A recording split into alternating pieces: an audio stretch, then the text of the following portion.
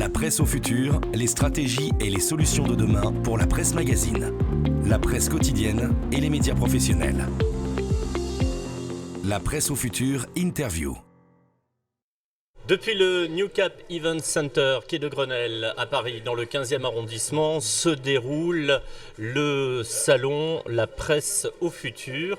Autour de notre plateau, Morgane, cet après-midi, nous recevons Hicham Itani. Bonjour. Bonjour. Hicham Itani, vous êtes directeur du marketing et de la communication d'une société qui s'appelle Deep BI, qui est basée à Miami, qui a également un siège à Varsovie, en Pologne. Ouais.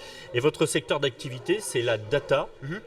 Et les données des utilisateurs et toutes les choses pour les médias.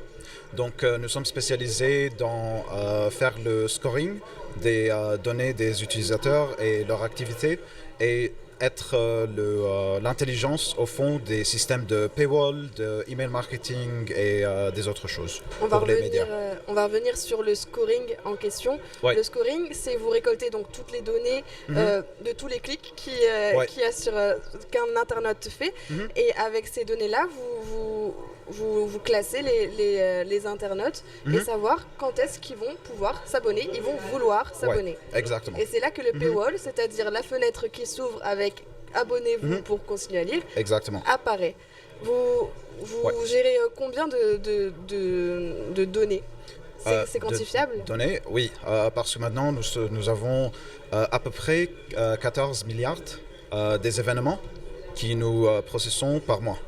Donc ça c'est, oui, exactement. Donc chaque événement, c'est quand un utilisateur va sur un site web ou clique sur quelque chose ou faire le scrolling dans la page ou quand il regarde une vidéo, il écoute un podcast. Où il utilise les applications de portable parce que nous faisons notre tracking sur le site web et sur l'application ou des fois sur les smart TVs et des choses comme ça parce que nous avons aussi les clients du média qui sont plusieurs pour les vidéos et où le TV c'est où les utilisateurs vont pour avoir les VODs, les replays, des choses comme ça comme un client pour les sports. Vous savez exactement à quel moment précis c'est pertinent d'inviter un internaute à s'abonner. Vous arrivez à identifier ça? Oui, mais ce n'est pas tous les temps précis parce qu'il y a chaque fois des pourcentages. Oui. Bien sûr. Mais la likelihood, comment on dit, le likelihood, que la propension de l'utilisateur de cliquer sur cette offre ou sur cette newsletter ou pour enregistrer, c'est augmenté quand ils ont prêt. Parce qu'il y a des utilisateurs qui sont uniquement, ils vont sur la première visite et ils disent « Ah ok, c'est bon pour moi, j'abonne ». Mais ce n'est pas tout le temps le cas. Donc c'est des fois qui se passent comme ça, mais ce n'est pas tout le temps le cas. Habituellement, habituellement l'internaute va plusieurs fois consulter une thématique, certains articles, et vous savez, vous, à partir de là, en suivant un petit peu le client potentiel, que c'est le moment où effectivement vous allez lui proposer un abonnement. Et ça, c'est basé sur leur engagement. Donc sur l'engagement, combien de fois ils viennent sur le site, combien ils lisent exactement, et surtout aussi plus important pour combien de pages, c'est le temps qui est actif sur le site web. Bien sûr. Donc ça c'est quand ils font les scrolls, quand ils cliquent, parce que si quelqu'un vient sur le site web et il reste là-bas, c'est pas le temps actif, donc c'est rien à voir pour compter ça. Aussi pour nous comptons juste les pages vues après un certain pourcentage de scrolling dans la page. Parce que si l'utilisateur vient sur cette page et il ne voit rien, donc ça nous ne comptons pas. Ça. Oui, c'est pas suffisant pour lui proposer un abonnement.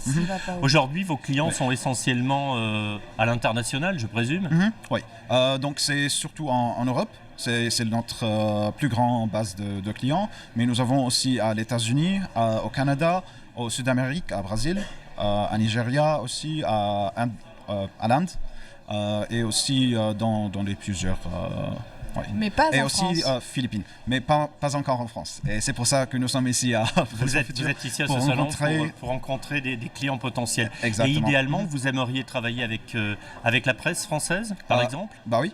Mais parce avec que les journaux, les quotidiens français. Les journaux, les quotidiens, les hebdos, les régionales.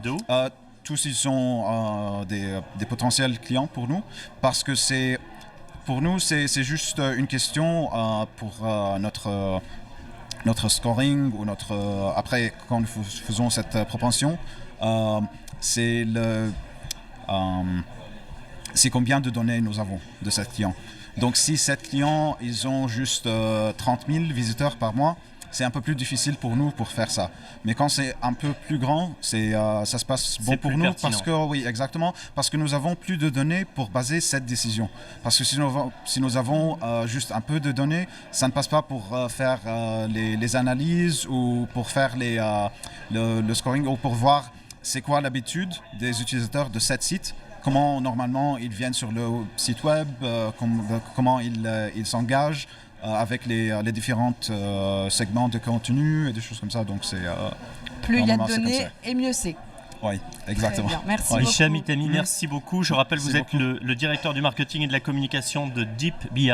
Merci d'être venu sur notre plateau et très bon salon à vous. Merci beaucoup. Au plaisir. Au revoir. La presse au futur, un événement d'Haute Events avec Broadcast Associés.